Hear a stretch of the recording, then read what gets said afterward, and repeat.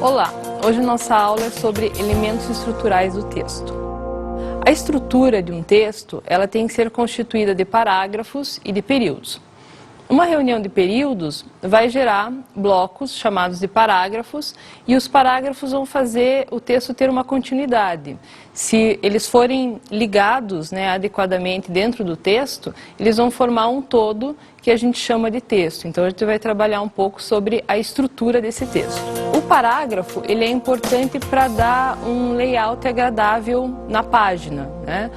Imagine você ter que ler uma página inteira que tem apenas um parágrafo ou que simplesmente não tenha parágrafo nenhum, né? Como alguns documentos apresentam, como uma ata de reunião, por exemplo. Não tem parágrafo nenhum, o texto fica pesado. Então, a função do parágrafo primordial é fazer uma visualização agradável para o texto.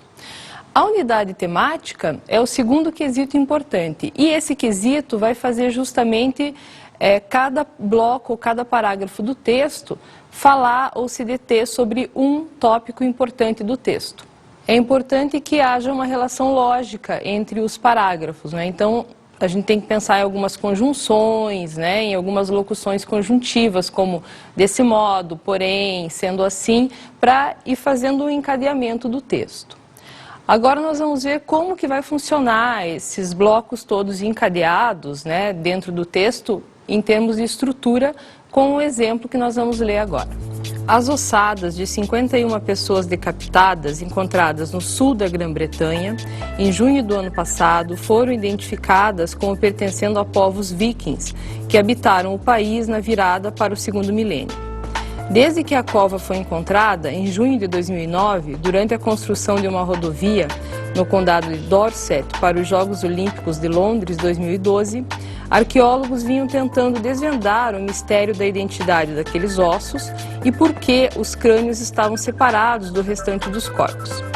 A partir do teste do carbono 14, os cientistas concluíram que aquelas pessoas foram mortas entre os anos 910 e 1030. Nessa época, os anglo-saxões sofriam com as constantes incursões dos povos vikings na Grã-Bretanha e conflitos entre líderes dos dois lados por controle da região eram comuns. Agora nós vamos analisar como foi feita a estrutura do texto, né, e como que os parágrafos se relacionaram dentro desse conjunto textual.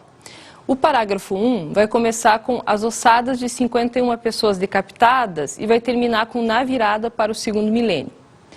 No parágrafo 2, desde que a cova, né, e daí já vai remeter a ideia, poxa, quando mesmo que a cova foi encontrada? E depois você vai fechar essa ideia de resposta que já foi dita no parágrafo anterior. Na sequência do parágrafo 2, nós vamos ter o mistério da identidade daqueles ossos. Isso também vai remeter a uma ideia que foi dita lá em cima. Então, também está perfeitamente encadeado esse parágrafo com o parágrafo 1. No parágrafo 3, a partir do teste do carbono 14, já vai dar uma informação nova, né? Mas isso vai estar ainda fazendo referência ao modo de tentar descobrir a identidade das pessoas que foram mortas. E no final do parágrafo 3 vai aparecer entre os anos 910 e 1030. Já vai poder ser possível, né, precisar uma época.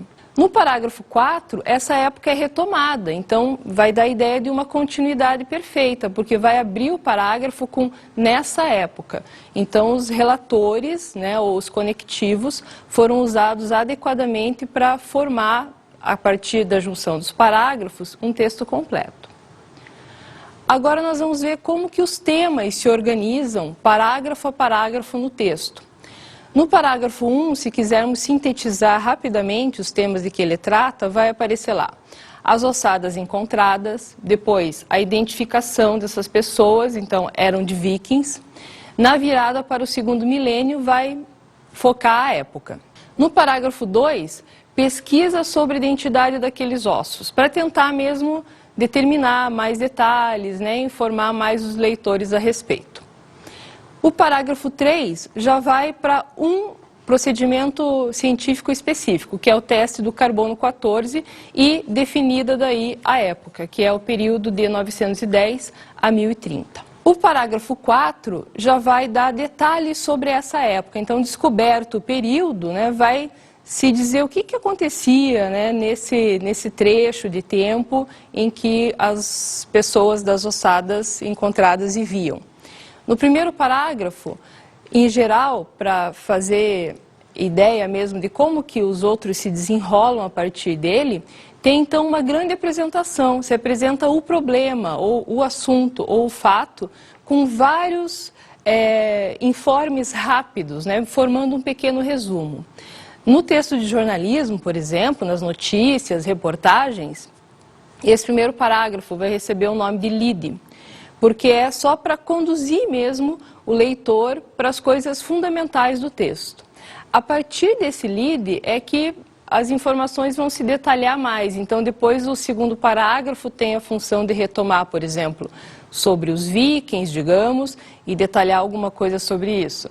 O outro parágrafo vai pegar sobre a época e detalhar alguma coisa sobre isso. E daí o texto vai se desenvolvendo.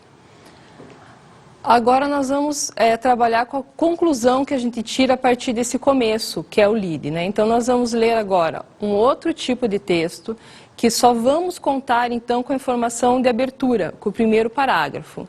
Vai ser um texto sobre indisciplina escolar e daí nós vamos trabalhar só a partir da leitura do primeiro parágrafo. Na semana passada, a indisciplina na escola foi notícia em diversos meios de comunicação. Diante das últimas notícias envolvendo adolescentes entre 14 e 18 anos, pais e especialistas em educação e comportamento têm se mobilizado para tentar entender a causa da agressividade dos jovens de hoje. A falta de limites e o acesso irrestrito à tecnologia aparecem como os fatores mais preocupantes. O tema desse texto, então, como já tinha anunciado antes, vai ser indisciplina escolar, e isso está bem presente nessa introdução, né, nesse primeiro parágrafo, que também a gente está usando a nomenclatura de lead agora. Aí a gente vai se deparar com qual seria o resultado dessa indisciplina, né? O texto já anunciou para nós, que é o caso de violência noticiado nos meios de comunicação.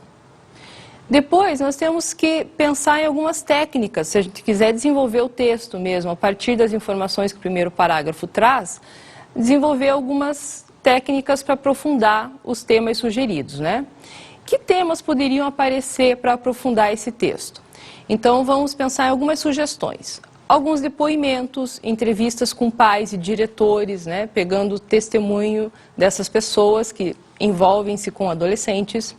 O detalhamento das causas, né, que já estão anunciadas lá, a falta de limites e o acesso irrestrito à tecnologia. Só que o lead só mostrou como uma possibilidade, depois investigam-se as causas, dando mais detalhes sobre elas. Agora nós já vamos passar do parágrafo para o conceito de período.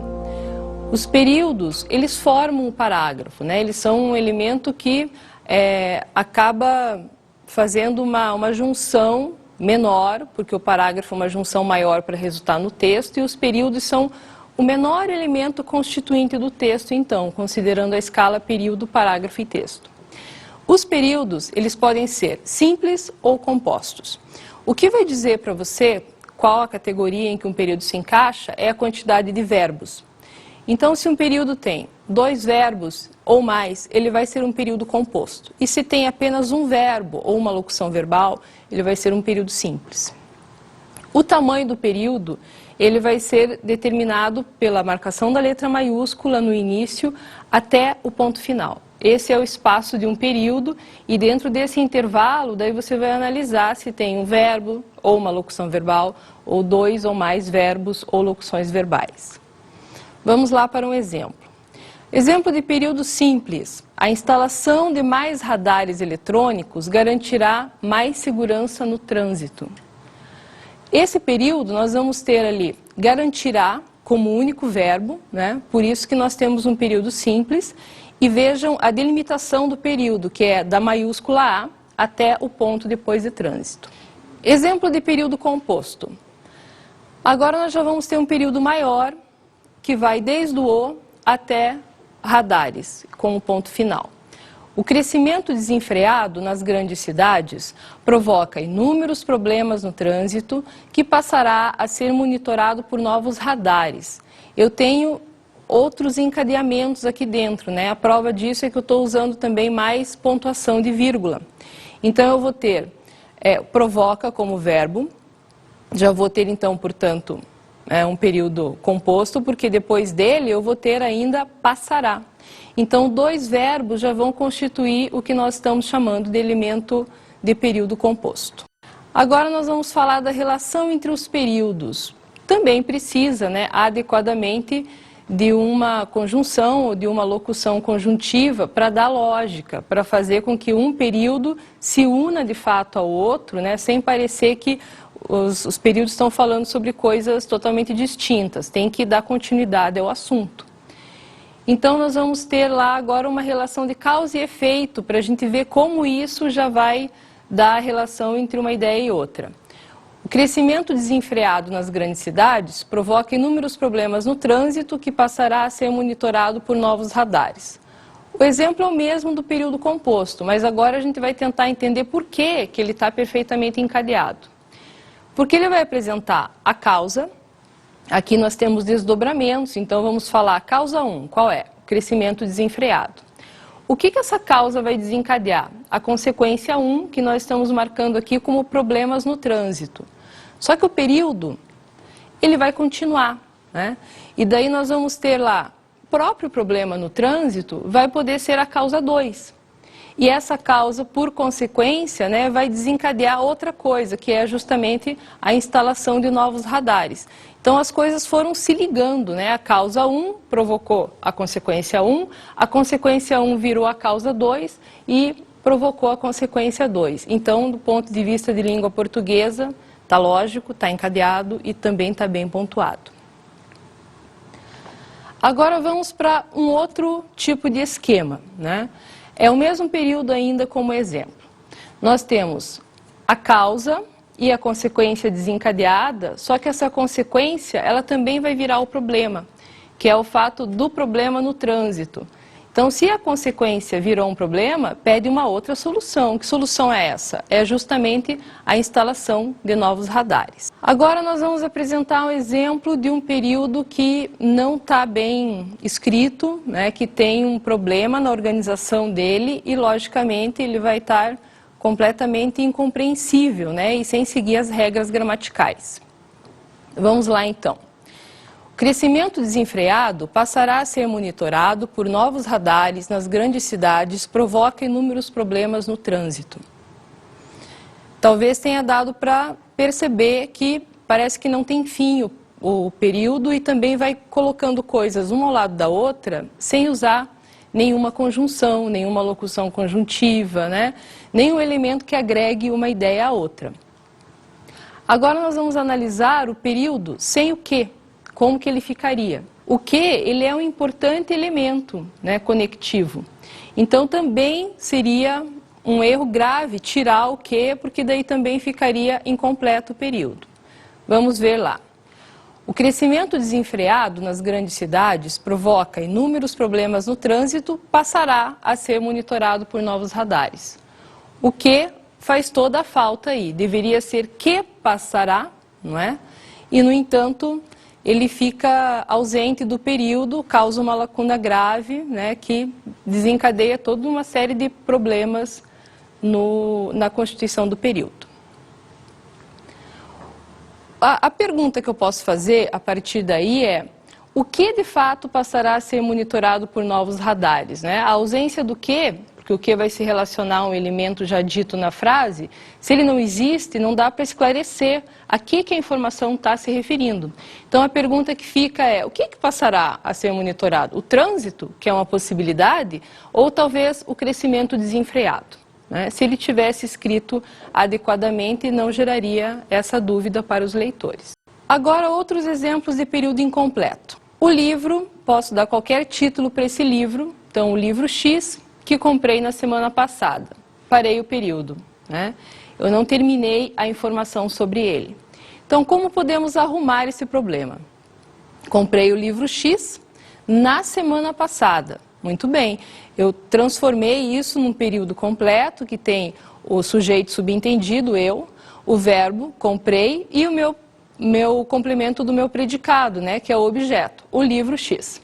E na semana passada fica uma expressão adverbial, né? Então ficou perfeito. No segundo exemplo, que é a outra possibilidade de arrumar o problema, temos lá o livro X, que comprei na semana passada, não custou caro. Nesse exemplo, eu já estou considerando o livro X não custou caro como uma informação básica. Eu tenho o meu sujeito, que é o livro X, depois não custou caro, que é o meu predicado inteiro, só que no meio disso eu quero colocar uma outra informação. Então eu abro um período, né, preservando o seu sentido pela colocação das vírgulas, antes do que e depois de passada, porque eu vou colocar uma informação adicional, que comprei na semana passada, uma informação complementar, mas que completa o sentido do período. Agora a dica. Apesar de o que ser bastante útil, né, cuidado com o que. Ele vai inserir uma informação complementar. E se você se deixa enganar, né, pela inserção de uma informação complementar, fala, opa, terminei o período, às vezes você esquece de terminar a básica. Então termine a sua básica, que é sujeito mais verbo mais o restante do predicado. Informação básica e complementar. Como identificar, né? Eu já dei algumas pistas, já falei alguma coisa sobre isso até agora. Nós temos um período lá o mesmo, que era a segunda solução para arrumar o problema do período incompleto. O exemplo é, o livro X, que comprei na semana passada, não custou caro. A informação básica, que é sujeito mais o predicado, tem uma ideia completa. Ela é totalmente autônoma. E vai ser aí, nesse exemplo, o livro X não custou caro. Mas, se a gente tentar destacar só a informação complementar, que é aquela que eu incluí no meio do meu período, né, no meio da minha informação básica, entre vírgulas, para preservar e para separar a informação básica da complementar, eu vou ter que comprei na semana passada. A ideia está incompleta, né? Afinal, o que eu comprei? Eu não posso chegar numa situação assim isolada e falar para alguém apenas que comprei na semana passada. Então não vai fazer sentido, não tem uma ideia completa, não tem status a informação para ser básica, então ela é complementar. Relatores agora. A gente já viu que o que é um importante relator, mas há muitos outros, né? Há vários tipos de relatores, e os relatores também são chamados de conectivos, porque a ideia é fazer a relação ou estabelecer a conexão entre um elemento e outro. Geralmente eu uso o relator quando eu tenho uma coisa, né? Eu posso usar uma reunião, por exemplo, eu quero falar mais sobre essa reunião. Então, em vez de reunião, eu falo encontro, a sessão, são relatores, né? A função, então, vai ser, como o nome já diz, estabelecer relação. Agora vamos analisar um exemplo. Amanhã tenho um compromisso, mas darei um jeito de ir à reunião. Nesse exemplo, nós temos o mas, né? Mas darei um jeito já quer dizer uma ideia contrária, e para transformar essa ideia contrária em algo que faça sentido e para eu ligar com a primeira parte do período, eu uso a conjunção adversativa mas. Outro exemplo, disse que não iria à reunião. Além disso, telefonou ao chefe, comunicando que faltaria ao trabalho no dia seguinte. Aqui o nosso relator vai ser o além disso.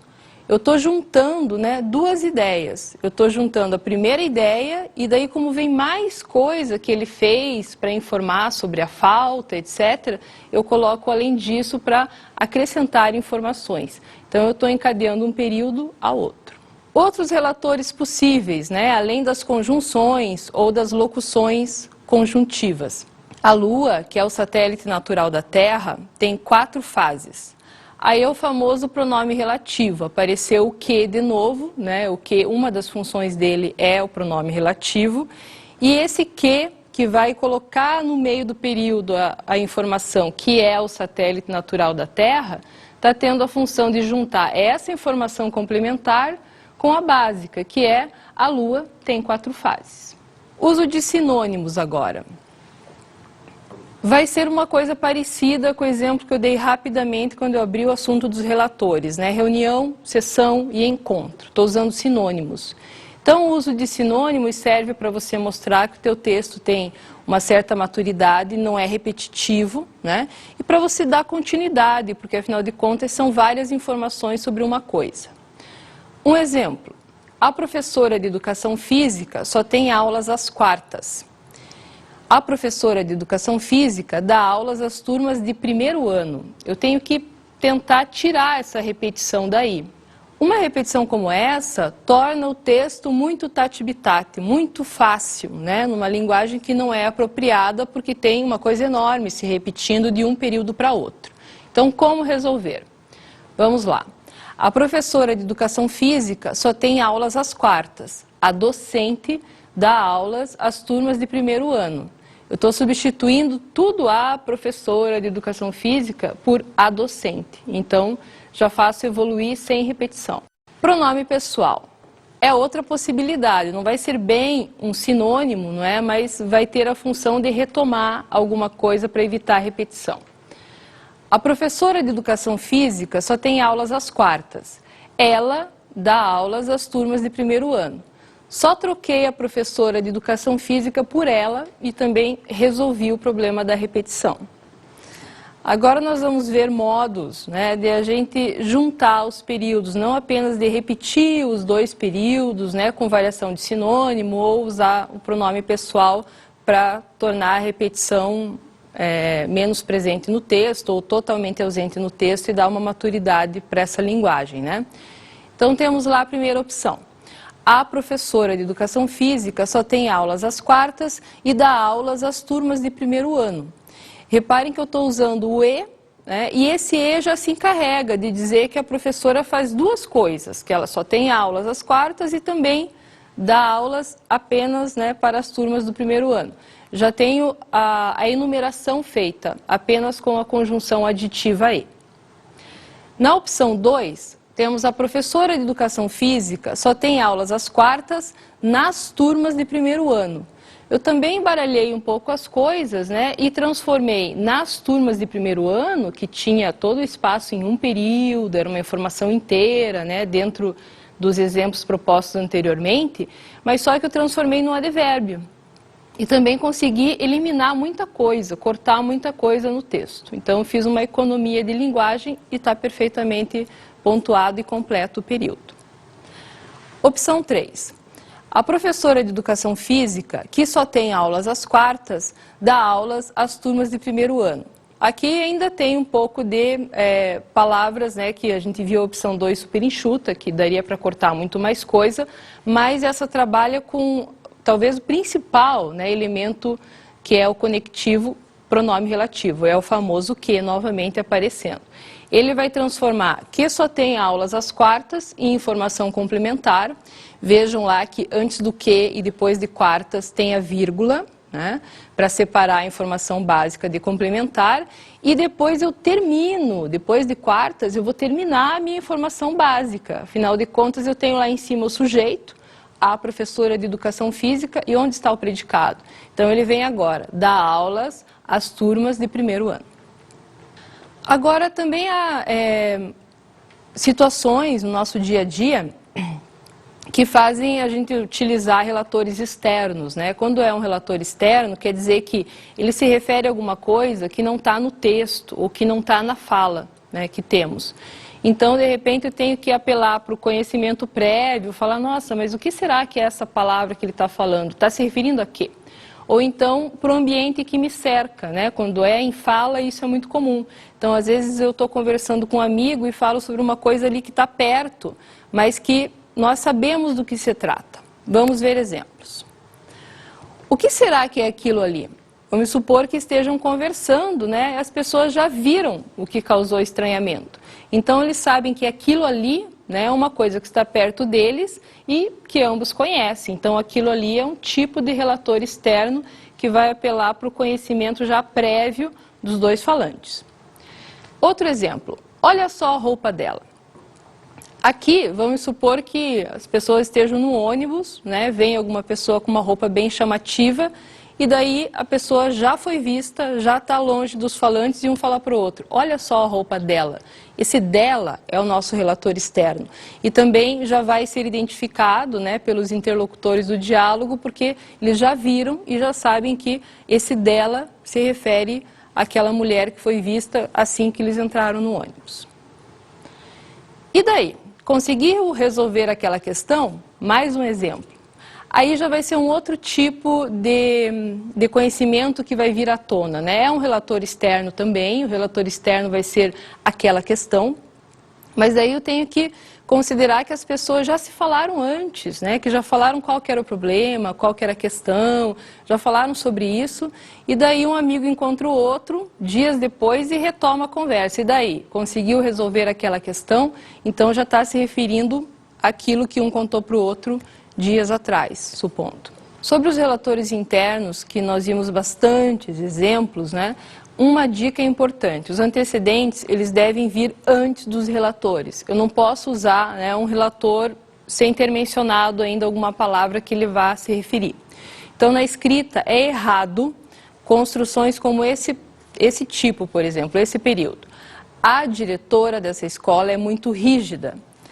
Ué, de que escola estamos falando, né? Esse dessa escola foi jogado no texto sem nem ao menos mencionar o nome da escola antes, adequadamente, então eu não tenho como responder a questão de que escola, né, é essa diretora. O que é certo então, né? O certo é eu explicitar o nome da escola. A escola X, para representar o nome, né, que eu vou dar para a escola, fica no bairro onde moro. Depois, a segunda informação. A diretora dessa escola é muito rígida. Agora, muito bem, eu estou continuando a dar informação sobre a rigidez da diretora. Ela trabalha em uma escola, mas eu sei que essa escola é aquela escola nomeada no primeiro período. Então, nós vamos analisar algumas questões, fazer algumas atividades e vamos começar com a leitura de um texto. Com base nas cerâmicas encontradas na cova, os arqueólogos suspeitaram inicialmente que as ossadas datavam de um período entre 800 a.C. e 43 d.C., ou seja, entre a Idade do Ferro e o início da Era Romana. Mas os exames do carbono 14 provaram que os restos mortais eram muito mais recentes. Os cientistas sabem também que a maioria dos ossos pertencia a adolescentes e jovens que seriam altos e teriam boa saúde. Há também a suspeita de que eles tenham sido mortos ou enterrados nus, porque não há vestígio de roupas ou adornos na cova.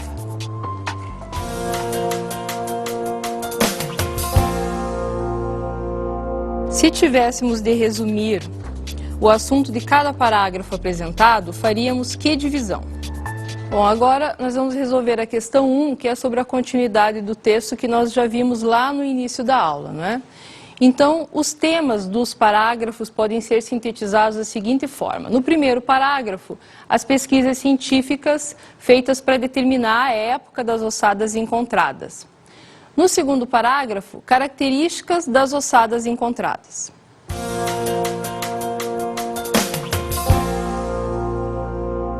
Dois, classifique o último período do primeiro parágrafo como simples ou composto e explique o porquê. O período é, mas os exames do carbono 14 provaram que os restos mortais eram muito mais recentes. Esse período ele vai ser composto, nós temos lá provaram, que é o primeiro verbo, e depois eram, então dois verbos, período composto.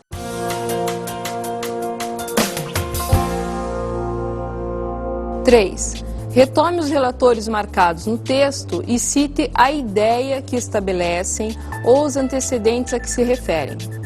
O período é, mas os exames do carbono 14 provaram que os restos mortais eram muito mais recentes. O relator aqui marcado é o mas, né? E o antecedente vai gerar mesmo um período conflitando com o outro, né? O antecedente é tudo que vem antes do mas. E vai ser a ideia de contrariedade que vai estar colocada aí, porque a ideia do primeiro bloco do período vai se opor à ideia do segundo bloco. Depois nós temos nas linhas 3 e 4 os restos mortais, né? Também vai ser um relator que vai ser chamado de sinônimo, só que é uma expressão inteira, né, para dar a mesma ideia que já foi dita antes. E eles vão se referir a ossadas, que está lá na linha 2, antes, portanto, de os restos mortais. Dando continuidade, nós temos novamente o que, né? Que vai retomar adolescentes e jovens. Ele está cumprindo aí a função de pronome relativo. Os cientistas sabem também que a maioria dos ossos pertencia a adolescentes e jovens, e agora vem que seriam altos e teriam boa saúde. Quem seriam altos e teriam boa saúde? Os adolescentes e os jovens.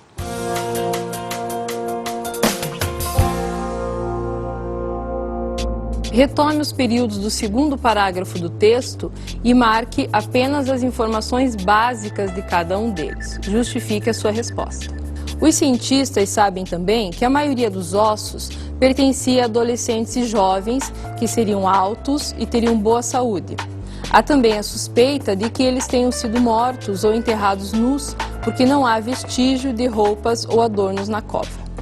As informações básicas, então, vamos começar pelo primeiro período, né? Lembrando que elas são compostas por sujeito, verbo, que começa o predicado, e todo o restante do predicado, né? Objetos também. Então, no primeiro período, nós temos lá, os cientistas sabem também que a maioria dos ossos pertencia a adolescentes e jovens que seriam altos e teriam boa saúde.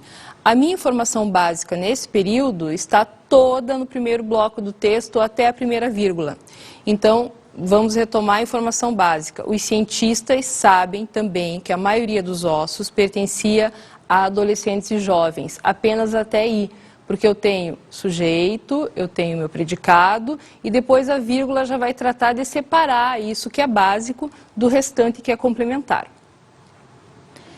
No segundo período, vamos primeiro ler o texto, né, para depois a gente identificar as informações. Há também a suspeita de que eles tenham sido mortos ou enterrados nus, porque não há vestígio de roupas ou adornos na cova. Aqui também a informação básica vai estar toda no primeiro bloco do texto, que vai até nus, né? E daí vejam a vírgula novamente usada para separar isso que é básico do restante que é complementar. Então a complementar fica apenas no trecho que inicia com o porquê. Antes, eu tenho lá uma coisa bem peculiar, porque eu não vou ter sujeito, né? Tenho o verbo haver ali. Depois eu vou ter o sujeito de uma outra oração que está no período, né? Eles tenham sido mortos. Então, eles vai ser o meu sujeito. Então, eu vou ter um bloco inteiro preservado, né? E vou ter a separação da vírgula para indicar quando acaba a básica e quando começa a complementar.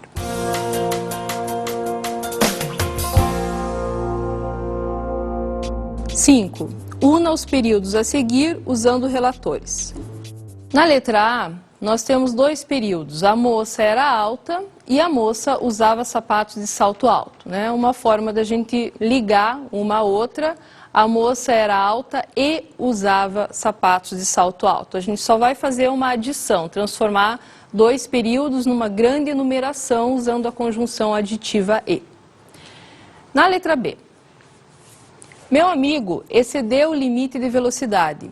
E daí temos como continuidade o limite de velocidade é de 60 km por hora, mas nós temos aí uma repetição, que é o limite de velocidade. Para evitar isso, uma alternativa é: meu amigo excedeu o limite de velocidade, que é de 60 km por hora. Eu só peguei o pronome relativo que, coloquei junto de limite de velocidade para dizer, ó, está se referindo a isso, e para evitar a repetição, eu vou usar um pronome relativo. Letra C. Ele adoeceu e ele não foi à viagem com os amigos. Aqui eu posso trabalhar com a relação de causa e consequência, né? Indicando o que vem antes como causa e o que foi desencadeado por isso. Então, uma alternativa é: por que ele adoeceu? Afinal de contas, o fato dele ter ficado doente é a causa dele não ter ido à viagem. E depois, não foi à viagem com os amigos, que é a consequência. Bom, hoje a dica que vai ficar é a seguinte, gente: evitem textos muito compridos, né, muito complexos em termos de período. Quando a gente trabalha com um período muito longo, é fácil a gente, às vezes, torná-lo incompleto ou colocar várias informações, né, no meio da informação básica e acabar complicando a interpretação desse texto, tornando quase ilegível, praticamente, em termos de conteúdo. E depois, tentar também pensar sempre, quando for escrever, em o que vem antes, o que vem depois, para dar uma lógica para o texto. Disso depende muito a formação do texto e dos parágrafos. Os períodos devem estar encadeados, os parágrafos também, porque eles vão fazer parte de um conjunto maior, né? Então, eu tenho que sempre pensar em não mudar de assunto de modo brusco e sempre meio que levar o assunto, né, sutilmente para outro período ou para outro parágrafo. A dica de estudo de hoje é para vocês treinarem a formulação de textos pensando em períodos e parágrafos, né? Então, vocês têm a missão de compor um parágrafo a partir dessa sentença para já ir direcionando a ideia de vocês pensarem em modos bons de dar continuidade à ideia já lançada. É cada vez maior o número de adolescentes com problemas de alcoolismo.